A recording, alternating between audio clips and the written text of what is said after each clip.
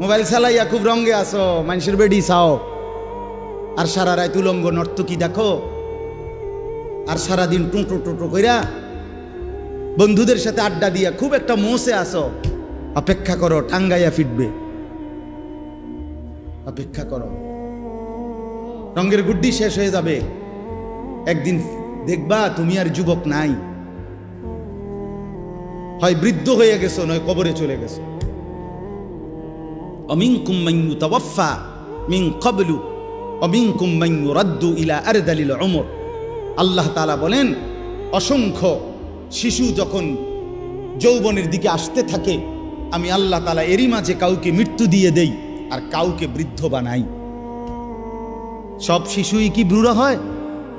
কথা বলেন। তাহলে তুমি কেমনে ভাবলা বাবা?